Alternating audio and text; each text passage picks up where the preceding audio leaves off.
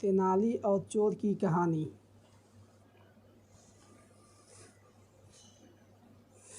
एक समय की बात है, विजयनगर में गर्मी के मौसम के आगमन के साथ ही भीष्म गर्मी ने तांडव करना शुरू कर दिया था।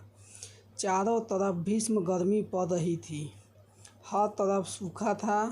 नदी, नाले, तालाब सभी का पानी लगभग सूख चुका था। एक दिन की बात है, तेनालीराम अपने घर के पीछे बाग में टहल रहा था। उसने देखा कि उसके बगीचे का पेड़ पौधा गर्मी के कारण सूखता जा रहा है।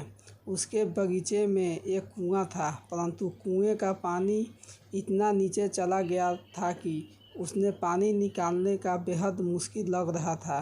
पेड़ पौधे को पानी कैसे दिया जाए, यह सोचते सोचते वह कब घर आ गया उसे पता ही नहीं चला। एक रात तेनालीराम खाना खाकर सोने ही जा रहा था कि उसके घर के पीछे कुछ हलचल महसूस हुई। उसने अपनी पत्नी को सतर्क रहने के लिए कह दिया। बाहर सावधानीपूर्वक निरीक्षण करने चला गया। उसने देखा कि दो चोर उसके घर के पीछे बगीचे में छिपे बैठे हैं। वो चोरी करने के मंसूबे बना रहे थे। तेनालीराम तुरंत लौटकर अपनी पत्नी को सारी बात बताई। तेनाली के तीव्र दिमाग ने तुरंत एक योजना बनाई, जिसके उसकी संपत्ति की रक्षा के साथ साथ बगीचे की सिंचाई भी हो सका। तेनालीराम थोड़ा तीव्र आवाज़ में अपनी पत्नी को कहा, सुनती हो भगवान, आजकल नगर में काफ़ी चोरियां बढ़ गई है। हमारा धन सुरक्षित रहे, इसके लिए हम अपना सारा धन एक संदूक में रखकर घर के पीछे बगीचे के कुएं में डाल देंगे, जिससे हमारा धन चोरी से सुरक्षा हो जाएगा। इतना कहकर तेनालीराम एक संदूक में ईंटें पत्थर भरकर अपनी पत्नी की सहायता से कुएं में डाल दिया।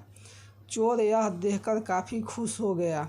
वह अति प्रसन्न हो गया कि आज उन्हें काफ़ी सारा धन संपत्ति हाथ लगेगा।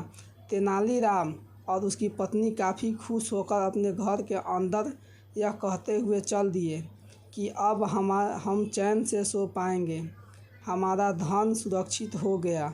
आधी रात होने पर दोनों चोर ने अपनी योजना के अनुसार बाल्टी से पानी भर भर के कुएं से बाहर निकालने लगे। रात काफ़ी गुजर चुकी थी, परंतु संदूक का कहीं पता नहीं चल पा रहा था। रात भर पानी निकालने की वजह से कुएं से उसके बगीचे की ओर और क्यारी बन गई थी। इन्हीं क्यारियों से पानी भरपूर बगीचे में सिंचाई हो गई। धन पाने के लालच से पानी निकालते निकालते सुबह हो गई थी। तब जाकर कुएं में संदूक दिखाई पड़ा। चोरों को खुशी का ठिकाना नहीं रहा। वह तुरंत लोहे से बनी झांगर काटा के कुएं में डालकर संदूक को फंसाया और उसे बाहर खींच लिया। चोरों ने जैसे ही संदूक खोला, वो हक्का बक्का रह गए। उस संदूक में केवल ईंट पत्थर ही थे। यह देखकर दोनों चोर अपना सर पीटने लिए।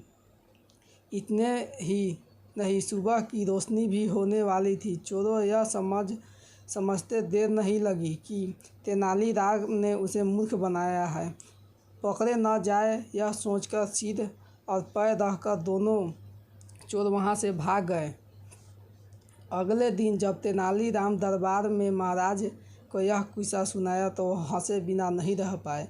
महाराज उसे बोले, आपकी बुद्धिमानी में कोई तोड़ नहीं है।